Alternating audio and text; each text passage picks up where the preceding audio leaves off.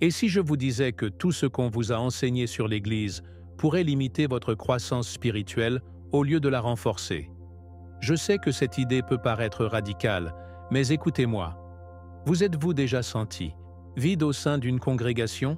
Avez-vous déjà eu l'impression que votre relation avec Dieu ressemblait plus à une routine qu'à une véritable connexion?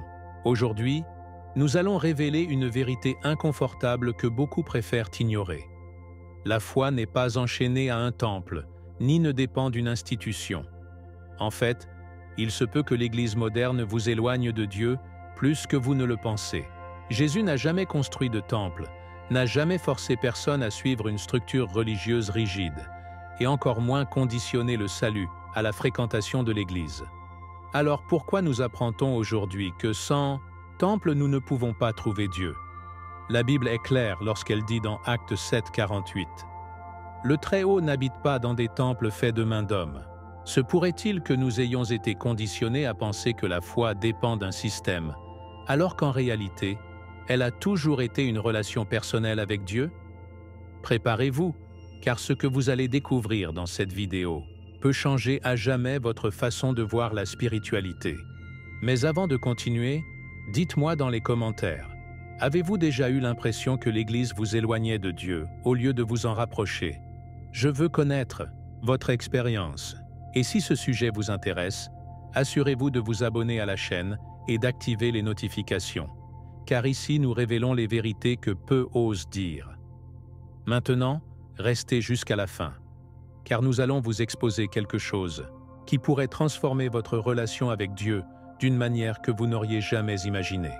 Dans de nombreuses églises modernes, la véritable essence de la foi a été remplacée par un système basé sur les nombres et les apparences. Ce qui était autrefois un lieu de transformation spirituelle est devenu une étape où la priorité est de remplir les temples et de garantir des revenus. Où est Dieu au milieu de tout cela?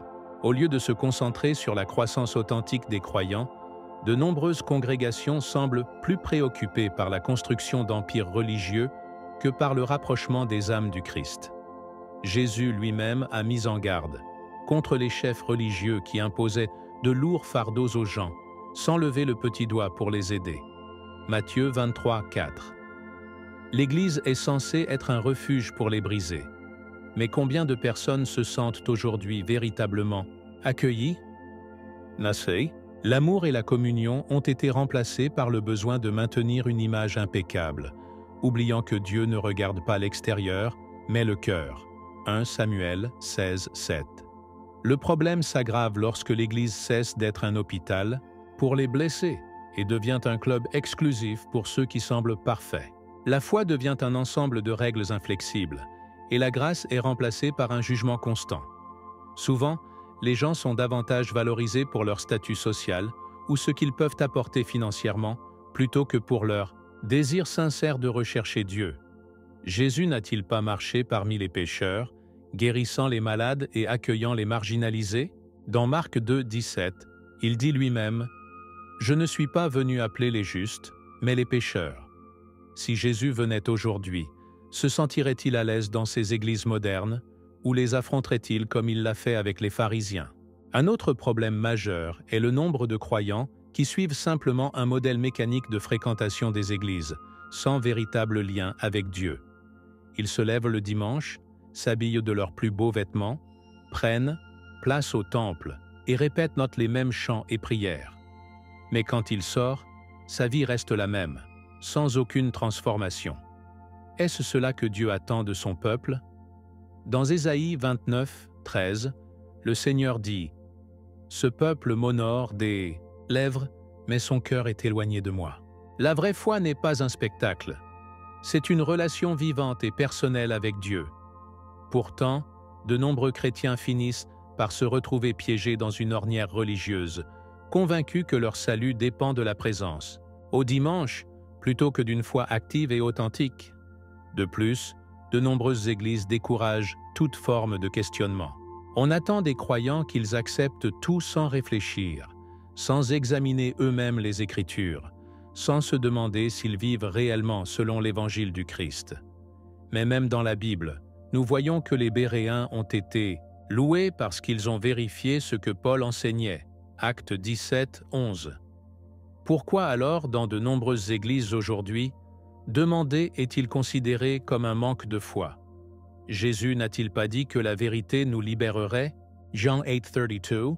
Si une église empêche ses membres d'enquêter, de questionner et de rechercher une compréhension plus profonde, les conduit-elle vraiment à Dieu, ou essaye-t-elle simplement de les contrôler? Si vous vous sentez plus prisonnier des traditions humaines que d'une véritable connexion avec Dieu à l'Église, il est temps de faire une pause et de réfléchir. Il ne s'agit pas d'attaquer l'Église, mais de se demander si ce que vous vivez là-bas vous rapproche du Christ ou vous garde simplement occupé dans un système religieux. La Bible dit clairement que Dieu recherche des adorateurs en esprit et en vérité. Jean 4, 23. Et non des gens empêtrés dans des formalités sans vie. La question est donc, êtes-vous dans une église qui vous rapproche de Dieu ou dans une église qui vous éloigne de lui, sans même que vous vous en rendiez compte? Lorsque Jésus était sur terre, il n'a construit aucun temple, n'a institué aucune hiérarchie religieuse et n'a établi aucun système de culte rigide. Au lieu de cela, il enseignait dans les montagnes, dans les rues, dans les maisons, sur les bateaux. Il a parlé aux pêcheurs, aux collecteurs d'impôts, aux prostituées et aux parias. Son message n'était pas lié à un bâtiment, mais au cœur des gens. Et c'est là que nous devons nous arrêter et nous demander, la spiritualité dépend-elle du fait d'être à l'intérieur d'une église? La véritable connexion avec Dieu va bien au-delà des murs d'un temple. Jésus lui-même a dit dans Jean 4, 23, 24 « Mais l'heure vient, et elle est déjà venue, où les vrais adorateurs adoreront le Père en esprit et en vérité. » Pourquoi alors nous enseigne-t-on aujourd'hui que sans aller à l'Église, nous ne pouvons pas avoir de relation avec Dieu? Si nous observons l'histoire à travers elle, les grands maîtres spirituels ne se sont pas attachés à des structures religieuses formelles. Jésus a enseigné en plein champ, Bouddha a prêché sous un arbre et Moïse a parlé à Dieu sur la montagne. La véritable foi n'a jamais été limitée par 4 murs et ne dépend pas de rituels pour être authentique. La Bible nous montre que Dieu se révèle à ceux qui le cherchent de tout leur cœur, et non à ceux qui suivent simplement un système. Le prophète Jérémie nous a laissé une promesse puissante dans Jérémie 29, 13.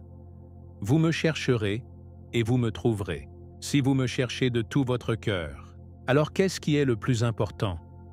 Être dans une église ou vivre une foi authentique, basée sur une relation profonde avec Dieu?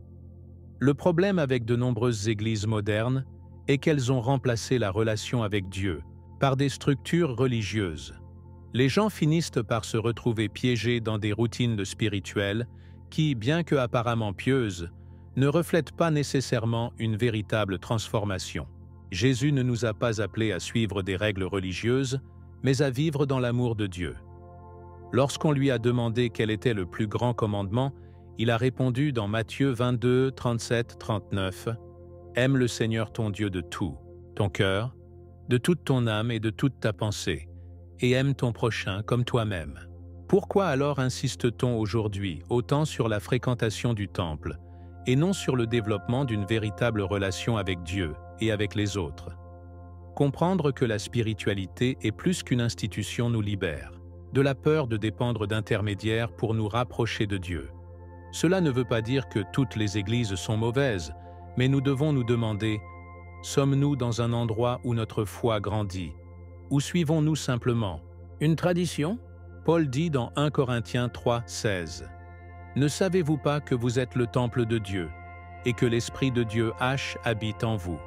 Si le Saint-Esprit habite en nous, cela ne signifie-t-il pas que nous pouvons chercher Dieu n'importe où?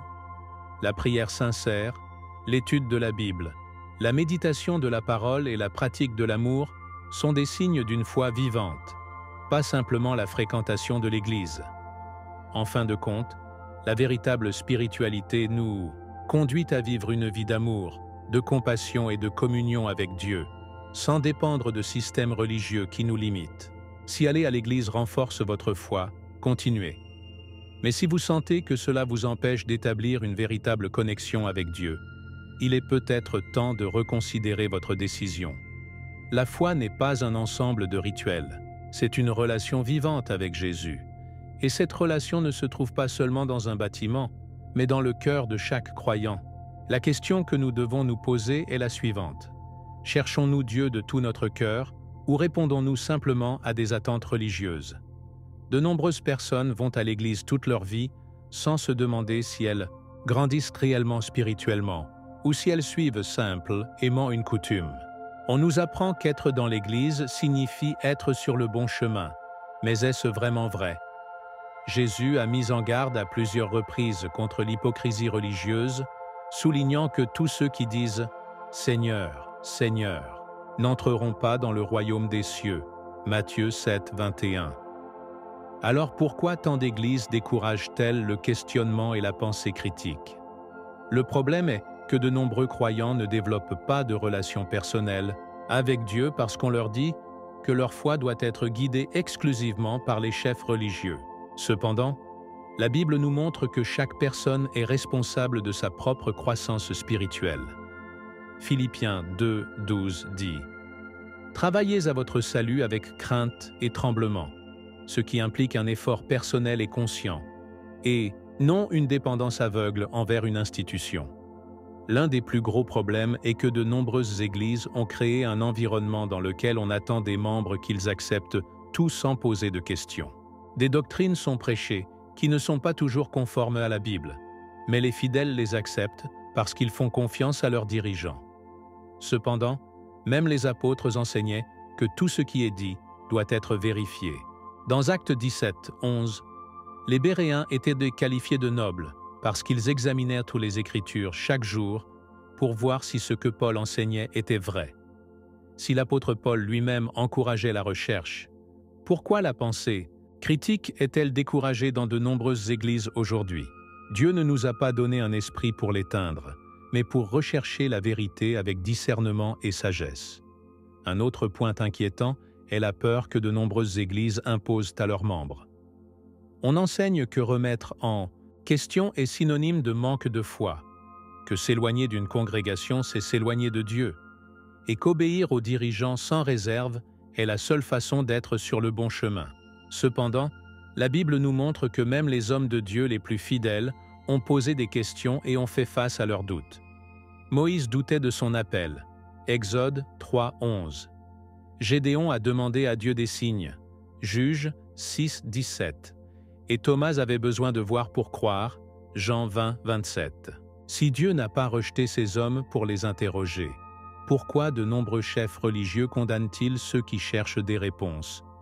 La foi n'est pas renforcée par la peur, mais par la connaissance et une relation authentique avec Dieu. Le problème avec de nombreuses églises est qu'elles ont remplacé le véritable enseignement par des règles humaines. Elles sont devenues des institutions où l'obéissance aveugle est la chose la plus importante, plutôt que la croissance réelle des croyants.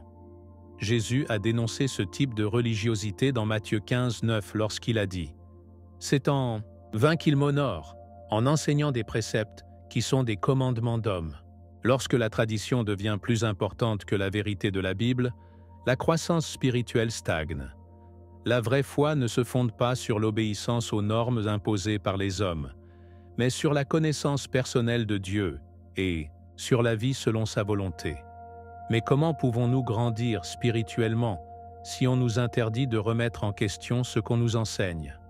Par conséquent, chaque croyant doit examiner sa foi et se demander « Suis-je dans une église qui m'encourage à grandir ou dans une église qui me maintient dans le confort de la routine ?» La Bible nous dit dans 2 Corinthiens 13, 5 « Examinez-vous vous-même pour savoir si vous êtes dans la foi. Faites vos preuves. » Il ne s'agit pas de quitter l'Église par rébellion, mais de s'assurer que ce que nous apprenons et pratiquons nous rapproche réellement de Dieu. Si une Église nous empêche de poser des questions, nous impose des doctrines sans fondement biblique ou nous maintient dans un état de conformisme, alors il est peut-être temps de reconsidérer la situation. La vraie foi ne repose pas sur l'imposition, mais sur une conviction personnelle et une relation réelle avec Jésus. Beaucoup pensent que quitter l'Église signifie se détourner de Dieu. Mais que diriez-vous si je vous disais que cela peut être exactement le contraire? Jésus n'a jamais dit que le salut dépend d'un bâtiment ou d'une dénomination.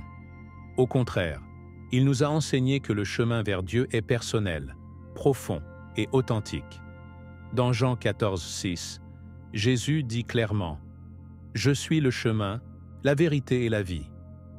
Personne ne vient au Père que par moi. » Il n'a pas fait mention de temple, de chef religieux ou d'institution, mais d'une relation directe avec lui. Alors, que signifie réellement quitter l'Église? Il ne s'agit pas de rejeter Dieu, ni de renoncer à la foi. Il s'agit simplement de cesser de dépendre des structures humaines pour vivre une spiritualité plus authentique, où la connexion avec Dieu n'est pas médiatisée par des règles imposées par l'homme, mais par une relation personnelle fondée sur la foi et la vérité de la parole. Pour vivre une spiritualité authentique, il faut apprendre à marcher avec Dieu sans intermédiaire. Souvent, la routine d'aller à l'église nous donne un faux sentiment de proximité avec Dieu, mais la vraie foi ne se mesure pas à la fréquentation d'un temple, mais à la transformation du cœur. Jésus a enseigné que le royaume de Dieu n'est pas dans un lieu physique, mais en nous. Luc 17, 21. Cela signifie que la présence de Dieu ne dépend pas d'un autel, d'un pasteur ou d'un groupe de croyants, mais d'une relation réelle et personnelle avec lui. Une spiritualité libre nous permet de chercher Dieu à tout moment et en tout lieu, sans dépendre de structures religieuses qui souvent limitent plus qu'elles n'édifient. Mais comment développer cette relation authentique avec Dieu? La première étape est la prière sincère, non pas une répétition de paroles creuses, mais une véritable conversation avec Dieu, comme l'a fait Jésus. Dans Matthieu 6, 6, il nous enseigne « Mais toi, quand tu pries, entre dans ta chambre, ferme ta porte et prie ton Père qui est là, dans le lieu secret. » Se connecter à Dieu ne nécessite pas de grands spectacles, juste un cœur disposé. Un autre pilier fondamental est l'étude de la Bible. De nombreux croyants s'appuient sur ce qu'enseignent les chefs religieux. Mais la Bible nous appelle à l'examiner par nous-mêmes. Le psaume 119, 105 dit « Ta parole est une lampe à mes pieds et une lumière sur mon sentier. » Si nous voulons vivre une véritable foi, nous devons connaître la parole de Dieu directement, sans filtre ni manipulation. De plus, la spiritualité authentique est basée sur l'amour et la compassion. Jésus n'est pas venu fonder une religion, mais pour nous apprendre à vivre dans l'amour. Dans Jean 13, 35, il dit « À ceux-ci tous connaîtront que vous êtes mes disciples, si vous avez de l'amour les uns pour les autres. » Vivre une foi authentique ne consiste pas seulement à prier et à lire la Bible, mais à refléter le Christ dans nos actions quotidiennes. Aider ceux qui sont dans le besoin, pardonner à ceux qui nous offensent, agir avec justice et miséricorde. De nombreux croyants passent des années dans l'Église sans mettre ces principes en pratique. Mais la véritable foi ne dépend pas du nombre de services auxquels nous participons, mais de notre ressemblance avec Jésus dans notre vie quotidienne. Alors si vous avez déjà eu l'impression que l'Église ne nourrit pas votre relation avec Dieu, n'ayez pas peur de rechercher une spiritualité plus libre et plus authentique. La foi n'est pas une série de règles que nous suivons par obligation, mais un chemin de transformation personnelle. Peu importe que vous soyez à l'intérieur ou à l'extérieur d'une église, ce qui compte vraiment, c'est que votre cœur soit aligné avec Dieu. La question que nous devons nous poser n'est pas de savoir si nous appartenons à une dénomination, mais si nous marchons dans la vérité. Car en fin de compte, ce que Dieu recherche, ce ne sont pas des personnes religieuses, mais des enfants qui l'aiment en esprit et en vérité. Tout au long de ce chemin, nous avons remis en question de nombreuses croyances qui nous ont été enseignées lorsque nous étions enfants, ces idées qui nous faisaient penser que sans une église physique, nous ne pourrions pas trouver Dieu. Mais il est désormais clair que la véritable foi n'est pas enchaînée à un temple, ni dépendante de rituels vides de sens. Jésus n'est pas venu dans ce monde pour établir des religions, mais pour rétablir la relation entre Dieu et l'humanité. Combien de fois avons-nous confondu la religion avec la véritable spiritualité? La Bible nous montre que Dieu n'habite pas dans des temples faits de mains d'hommes, Actes 17, 24, mais dans le cœur de ceux qui le cherchent sincèrement. Alors si l'Église n'est pas la seule voie, que devrions-nous faire? Tout d'abord, comprenez que les églises peuvent être utiles, mais elles ne doivent jamais remplacer notre connexion personnelle avec Dieu. De nombreuses congrégations ont été une bénédiction pour leurs membres, mais d'autres sont tombées dans des systèmes qui privilégient le contrôle et la tradition, plutôt qu'une véritable croissance spirituelle. Il est de notre responsabilité de discerner dans quel type d'environnement nous nous trouvons et s'il nous rapproche réellement du Christ. Nous ne pouvons pas nous contenter de nous conformer à la religion. La foi doit être quelque chose de vivant, quelque chose qui transforme nos vies de manière réelle et profonde. La Bible nous met en garde dans 2 Timothée 3:5 contre ceux qui ont l'apparence de la piété, mais renient ce qui en fait la force. Nous ne pouvons pas tomber dans le piège d'une foi superficielle. Le deuxième point est de comprendre que la véritable spiritualité n'a pas besoin de validation humaine. Les gens peuvent vous juger parce que vous ne suivez pas les règles établies par les institutions religieuses, mais en fin de compte, seul Dieu connaît votre cœur. Jésus a été critiqué par les pharisiens parce qu'il ne correspondait pas à leur système, mais cela ne l'a pas arrêté. Dans Matthieu 23:27, il les confronte en disant « Malheur à vous, scribes et pharisiens hypocrites, car ils ressemblent à des sépulcres blanchis, qui paraissent beaux au dehors, mais qui, au-dedans, sont pleins d'ossements de mort et de toute impureté. Dieu recherche l'authenticité, pas les apparences. C'est pourquoi la foi doit être un chemin de transformation intérieure, et non de simples habitudes extérieures. Il est également important de se rappeler que suivre une spiritualité libre ne signifie pas abandonner Dieu. Quitter une institution n'est pas la même chose que quitter la foi. Au contraire, cela pourrait être un premier pas vers son renforcement. Lorsque nous cessons de dépendre des autres pour nourrir notre relation avec Dieu, nous apprenons à le chercher plus profondément. La prière devient plus sincère, la lecture de la Bible plus enrichissante et la pratique de l'amour plus authentique. C'est à ce stade que nous comprenons ce que Jésus a dit dans Jean 8:32. « Et vous connaîtrez la vérité, et la vérité vous rendra libre. » Dieu ne nous a pas appelés à vivre attachés à une structure, mais à marcher avec lui dans la liberté et la vérité. La question finale est donc, êtes-vous prêt à faire un pas plus profond dans votre foi? La décision de chercher Dieu librement vous appartient. Ne laissez pas la peur ou les opinions des autres vous limiter. Jésus a toujours appelé ses disciples à quitter le connu et à marcher avec lui vers un nouveau niveau de foi. Le chemin de la spiritualité authentique n'est pas toujours facile, mais c'est le seul qui mène véritablement à la transformation. L'Église peut être un outil, mais elle ne devrait jamais remplacer l'essence d'une véritable relation avec Dieu. Alors, allez-vous continuer à vous en tenir à la routine religieuse ou chercherez-vous une foi qui changera vraiment votre vie? Maintenant que vous êtes arrivé jusqu'ici, je veux vous demander quelque chose de très important. Êtes-vous toujours dans une église par conviction ou simplement par habitude? La foi ne consiste pas à suivre des règles imposées par les hommes, mais à rechercher Dieu sincèrement. Si cette vidéo vous a fait réfléchir, j'aimerais connaître votre avis dans les commentaires. Pensez-vous que l'Église vous a aidé à grandir spirituellement ou pensez-vous qu'elle a limité votre relation avec Dieu? Partagez votre expérience, car votre témoignage peut aider les autres. Et n'oubliez pas de vous abonner à la chaîne et d'activer les notifications pour ne pas manquer les prochaines vidéos où nous continuerons à révéler des vérités profondes sur la foi, la Bible et le chemin qui nous rapproche réellement de Dieu. Si cet enseignement vous a marqué, je vous invite à regarder la prochaine vidéo qui apparaîtra à l'écran, où nous explorons un autre aspect crucial de la vie spirituelle que peu de gens comprennent. Rendez-vous dans la prochaine vidéo. Que Dieu te bénisse. Je m'appelle José et nous nous reverrons bientôt.